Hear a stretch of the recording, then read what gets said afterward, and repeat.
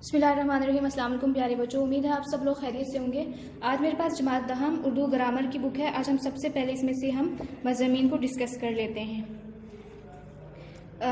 6-5 तक तो हम डिस्कस कर चुके थे पहले, पिछले किसी लेक्चर में हम लोग वहाँ तक मज़ामीन को हम डिस्कस कर चुके थे। आज हम जो मज़मून डिस्कस करेंगे वो है हुब्बे वतन। हुब्बे वतन क्या होता है? वतन से मोहब्बत को हुब्बे वतन कहा जाता है। तो जैसे कि आपको पता है कि जब आपको एग्जाम्स में जो आता है मज़मून लिखने के लिए आता है, उसमें आपको कुछ पॉइंट्स दिए गए होते हैं। आपने उन पॉइंट्स के अकॉर्डिंग आपने अपना मज़मून लिखना होता है। तो हुब्बे वतन ये जो मज़मून है, इसके लिए मैंने कुछ पॉइंट्स इसके लिए कुछ प्रिपेयर किए हैं। सबसे पहले जब भी आप कोई किसी टॉपिक के ऊपर जब आप मज़मून लिखते हैं तो सबसे पहले उसका तारुफ करवाते हैं, सबसे पहले उसका मफहूम लिखते हैं। यानी कि सबसे पहले आप ये बताएंगे कि हुब्बे वतनी है क्या। सबसे पहले तारुफ को डिस्कस करेंगे, उसके बाद जो है ज़रूरत और अहमियत को डिस्कस करेंगे। इस्लामी नुक्ता नज़र से हुब्बे वतनी की क्या अहमियत है। नबी करीम सल्लल्लाहु अलैहि वसल्लम को ने जब मक्का से मदीना की तरफ हिजरत की थी तो उन्होंने कहा था कि मक्का तो मुझे बहुत अजीज़ है, लेकिन ये यहाँ के जो बाशिंदे, मक्का के जो बाशिंदे, ये मुझे यहाँ रहने नहीं देते। कोई आप कोई कोटेशन इसमें डाल सकते हैं, कोई इस्लामी वाक़या आप इसमें डाल सकते हैं। वतन की खातिर इसारो कुर्बानी आप इसको डिस्कस कर सकते हैं। पाकिस्तान से मोहब्बत के मसाले। हुब्बे वतनी फितरी तकाज़ा है। फितरी तकाज़ा का मतलब क्या है कि इंसान, इवन के हैवान और जानवर भी जिस जगह रह रहे होते हैं, जिस बिल में वो रह रहे होते हैं, जिस गार में रह रहे होते हैं, वो उससे मोहब्बत करते हैं। इंसान तो फिर इंसान तो अशरफुल मखलूक है, उसको वो तो अपने वतन से मोहब्बत, जिस जगह से वो रहता है उससे वो मोहब्बत उसे होती ही है। आज़ादी बड़ी नेमत है, अब इसको डिस्कस करें। वतन हमारी शिनाख्त, हम कहीं भी चले जाएं, कोई भी इंसान हो, किसी भी मुल्क से वो बिलोंग करता हो, वो कहीं भी चला जाए तो उसकी शिनाख्त किससे होती है, वो किससे पहचाना जाता है, वो अपने मुल्क से पहचाना जाता है। हुब्बे वतनी जुज़्वे ईमान है। इसमें एक्सप्लेन कर सकते हैं कि ईमान जो है, वतन से मोहब्बत जो है वो ईमान का हिस्सा है। बड़े सग़ीर के मुसलमानों के अलग वतन की तहरीक। अब आप इसमें ये डिस्कस कर सकते हैं कि हिंदुस्तान बड़े सग़ीर में जो मुसलमान रहते थे, उन्होंने अपनी अलग वतन हासिल करने के लिए, अलग मुल्क हासिल करने के लिए उन्होंने किस तरह की तहरीक चलाई। और फिर एंड पे आपका क्या करते हैं, हासिल कलाम, यानी कि आप इसको समराइज करते हैं एंड पे। ठीक है, ये कुछ पॉइंट्स मैंने लिखे थे, आप इनको डिस्कस करें। इसके अलावा भी आप अगर कुछ चाहें तो आप अपने से भी पॉइंट्स लिख सकते हैं, उनको एक्सप्लेन कर सकते हैं। ठीक है, अगला हमारा जो मजमून है वो है तालीम निस्वा। तालीम निस्वा किसको कहते हैं? तालीम निस्वा से मुराद है औरतों की तालीम।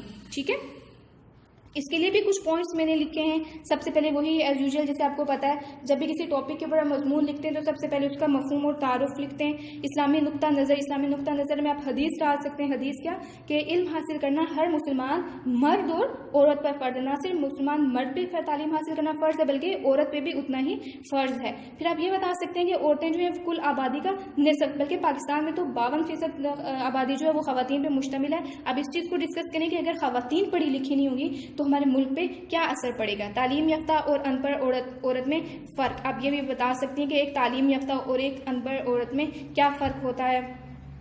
एक तालीम याफ्ता औरत जो होती है वो अपने बच्चों की तरबियत किस तरह से करती है, और एक अनपढ़ औरत अपने बच्चों की तरबियत किस तरह से करती है। ठीक है, मुल्की तरक्की में ख़वातीन का किरदार, जैसे कि मैं पहले ही आपको बता चुकी हूँ कि पाकिस्तान की आबादी का 52% हिस्सा जो है वो ख़वातीन पे मुश्तमिल है। और अगर मुल्क की ख़वातीन पढ़ी लिखी नहीं होंगी, मुल्क की ख़वातीन आगे नहीं आएंगी, तो मुल्क की तरक्की में कैसा असर पड़ेगा, मुल्क की माइशी तरक्की पे किस तरह का असर पड़ेगा।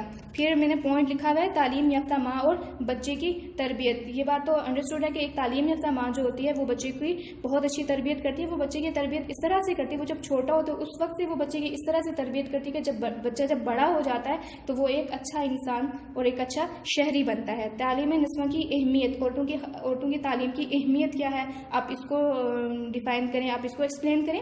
तालीम निस्वा के माशरती और माशी असरात ये क्या है, आप इसको एक्सप्लेन करें। और ख़वातीन माशरे का अहम हिस्सा हैं, आप इनको एक्सप्लेन करें। ठीक है, अब आपको यहाँ जो आपकी बुक में जो आपको मजमून जो दिए गए हैं ये बहुत छोटे हैं।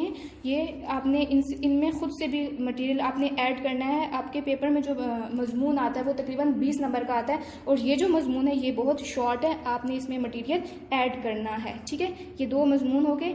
और इसके अलावा कुछ मज़ामीन जो हैं वो उसके आपको नोट्स प्रोवाइड कर दिए जाएंगे, कुछ लिंक्स आपको शेयर कर दिए जाएंगे, और बाकी जो 11 नंबर तक जो हैं आपके, वो आपने खुद से इनको प्रिपेयर करना है। 11 नंबर नंबर 11 मजमून तक आपने इनको खुद से प्रिपेयर करना है, ठीक है। उसके बाद आ जाते हैं कहानियों पर। कहानियाँ तो आप सब लोगों को बहुत पसंद है, कहानियाँ भी आप लोगों ने खुद से इनको रीड आउट कर लेना है। बहुत अच्छी अच्छी इंटरेस्टिंग कहानियाँ हैं, जैसे सच की बरकत है। पिछले किसी एक लेक्चर में हमने कौम की खातिर इसार तक ये हमने कर लिए थे। इत्तेफाक की बरकत और ना इत्तेफाकी का अंजाम, यहाँ से लेके आपने ये भी आपने नंबर 11 तक ये कहानियाँ भी आपने खुद से आप लोगों ने इसको रीड आउट कर लेना है, ये भी आपके पेपर में आती हैं, ठीक है। इसके अलावा हम कुछ और चीज़ें हमारे पास ग्रामर की, हम उनको एक्सप्लेन कर लेते हैं। जैसे हमारे पास है तरकीब नहवी। तरकीब नहवी क्या होता है? तरकीब नहवी जैसे आदिल ज़हीन था, तो इसमें हम क्या करते हैं, मुब्तदा, मसनद, इलाह, मसनद और फ़ेल नाकिस फ़ारा को हम इनको अलग अलग करते हैं। जो उसके हिस्से होते हैं हम उनको अलग अलग करते हैं। जैसे मैंने यहाँ पे एक लिखा है आदिल ज़हीन था, तो इसमें आदिल क्या है? मुब्तदा है, यानी कि जिसके बारे में ख़बर दी जा रही होती है, जिसके बारे में बात की जा रही होती है, वो क्या होता है? वो मसनद इलाह होता है। और जो जिसकी चीज़ के जो जिस इंसान के बारे में जो बयान किया जा रहा होता है, जैसे ज़हीन, तो ज़हीन आदिल की क्या है? ख़बर है, तो इसको हम क्या कहेंगे? ख़बर कहेंगे, या फिर इसको हम मसनद भी कह सकते हैं। और था, ये क्या है? ये फ़ेल नाकिस है, ठीक है। ये हमारा तरकीब नहवी हो गया। और ये अगर आप अपनी किताब में जाएं तो किताब में सफ़ा नंबर 75 पे ये आपको मिल जाएगा। ग्रामर की बुक में 75 नंबर सफ़े पर ये आपको मिल जाएगा, ठीक है। तरकीब नहवी भी मैं आपको बता भी देती हूँ।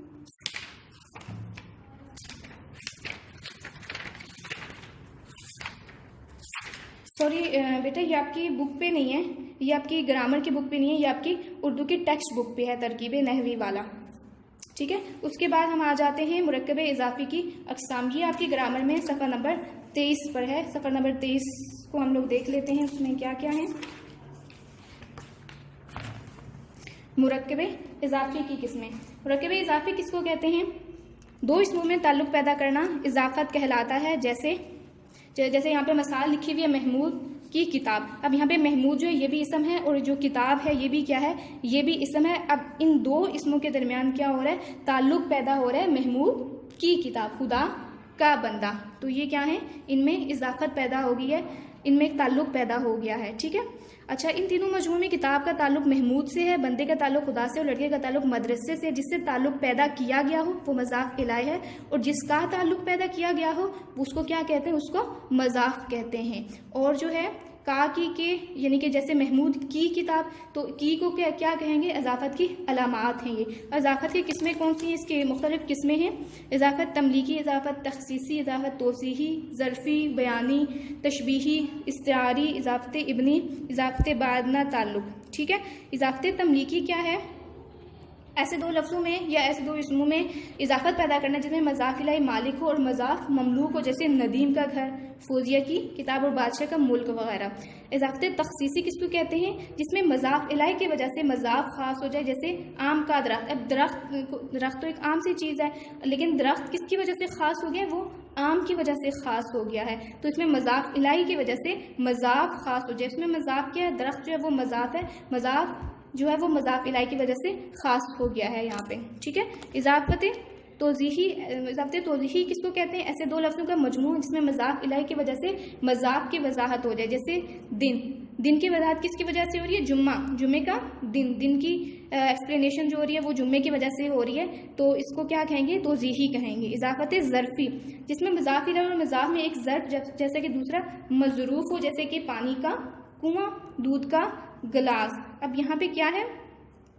इसमें एक जो है एक मज़ाफ़ इलाही और जबकि मज़ाफ़ में से एक ज़र्फ़ है और दूसरा मज़रूफ़ है।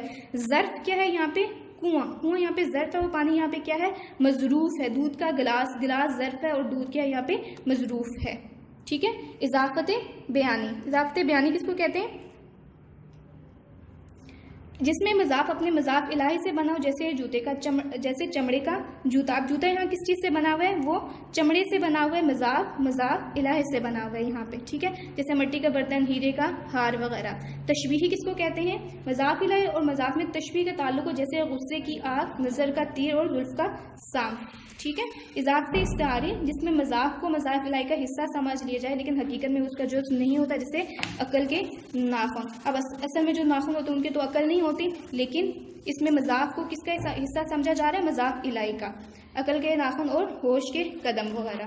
ٹھیک ہے, آگے ہے اضافت ابنی. مضاف الیہ اور مضاف میں ماں باپ یا بیٹے کا تعلق کو اسے اضافت ابنی کہتے ہیں, جیسے ابراہیم, آزر, عیسیٰ, مریم اور یوسف, یعقوب. ٹھیک ہے, اضافت بادنہ تعلق اس میں کیا ہوتا ہے؟ جس میں مضاف الیہ اور مضاف میں معمولی تعلق ہو, جیسے ہمارا مدرسہ, تمہارا ملک اور میرا محلہ. ٹھیک ہے, یہ تو ہوگی ہماری مرکب اضافی کی اقسام. ٹھیک ہے, یہ آپ لوگوں نے یہاں سے ساری ریڈ آؤٹ کر لینی ہے. آگے ہمارا ٹاپک ہے وہ ہے تشبیہ, استعارہ اور کنایا. یہ آپ کو گرامر کی بک میں سے صفحہ نمبر 49 پہ ملے گا. ٹھیک ہے, صفحہ نمبر 49.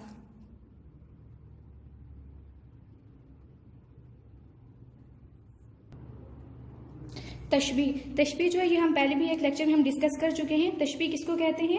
کسی چیز کو خاص وصف کی وجہ سے یا کسی خاص خوبی کی وجہ سے کسی دوسری چیز کی مانند قرار دینا تشبیہ کہلاتا ہے. جیسے ہم کہہ سکتے ہیں پانی برف کی طرح ٹھنڈا ہے. ٹھیک ہے, یہاں پہ بہت سی مثالیں لکھی ہوئی ہیں, جیسے زید حاتم کی طرح سخی ہے, بکرا شیر جیسا بہادر ہے, شمیم طوطے کی مانند رٹتا ہے, مجید کوے کی طرح سیانہ ہے. ٹھیک ہے, تو تشبیہ کیا ہوا؟ کسی چیز کو خاص خوبی کی وجہ سے کسی دوسری چیز کی مانند قرار دینا تشبیہ کہلاتا ہے. ٹھیک ہے, یہ اس کے کچھ ارکان ہیں, یہ آپ نے ان کو ڈیٹیل میں آپ نے ان کو دیکھ لینا ہے. اگلا ہمارے پاس ہے استعارہ. استعارہ کیا ہوتا ہے؟ استعارہ کس کو کہتے ہیں؟